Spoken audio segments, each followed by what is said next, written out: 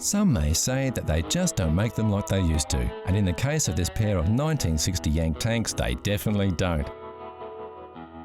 Oldsmobiles were produced from 1949 until 1999 as a division of General Motors, and from 1950 to 1974, the 88 was the division's top-selling line.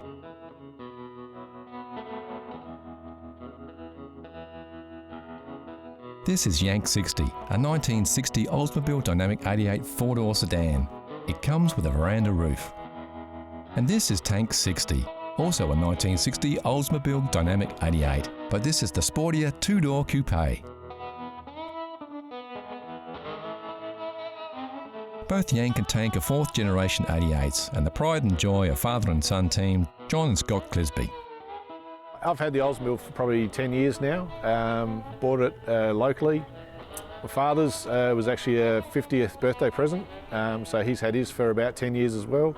So yeah, it's quite good fun. Almost matching cars, same year, same make, same model. The fourth generation models were completely restyled by General Motors with a longer, lower and wider body, which was promoted as the linear look by the American manufacturer. Other changes included a new grille and taillights, a revised rear design and a modernised instrument panel. These cars were built for cruising, with a soft suspension and turning circle of a jumbo jet, and a larger-than-life personality.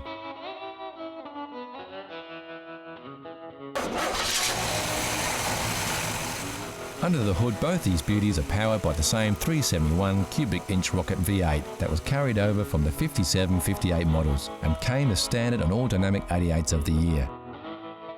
While many cars of the time feature bigger and sharper fins and tons of chrome, the fourth generation 88s featured a more subdued look with subtle oval fins and much less chrome.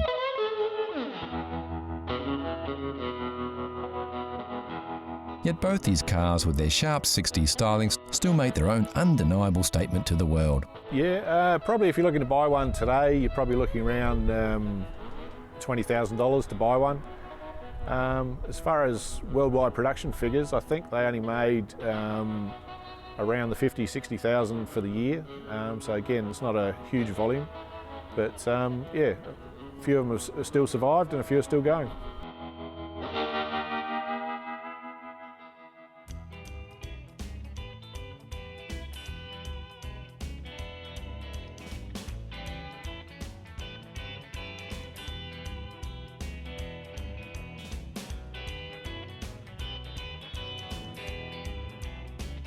The driving experience is great and they're so easy to handle, with power steering that makes these giants surprisingly responsive. They're also very comfortable, with a 6-way power seat that adjusts your driving position backwards, forwards, up or down, a feature not fitted as standard on many modern cars.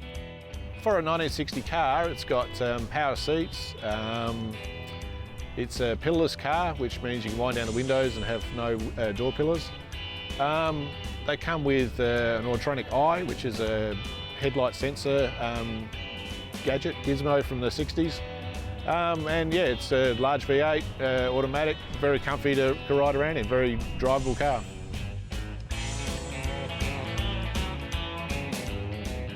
As far as maintenance goes, most of the drivetrain is American and available.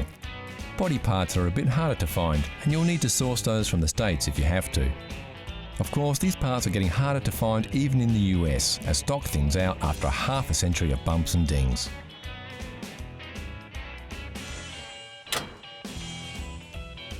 General tuning and maintenance is pretty straightforward though, and you should be able to get most components over the internet or even locally.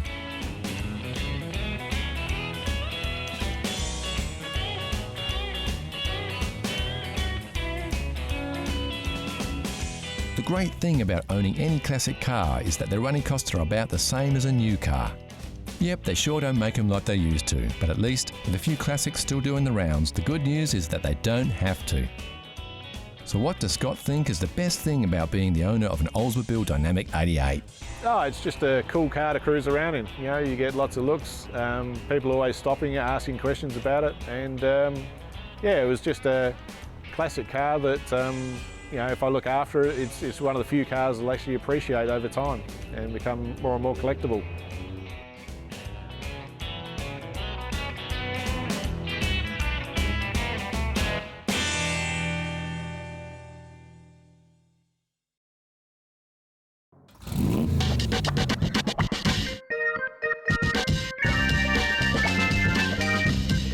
Classic cars are everywhere, from the much-loved runabout to the rare and valuable collector's items.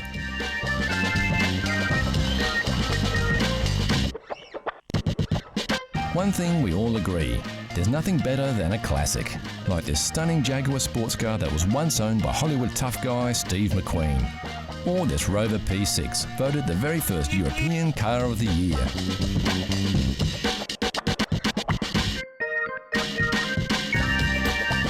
Of course, you don't have to be rich to drive a classic. You just have to love classic cars.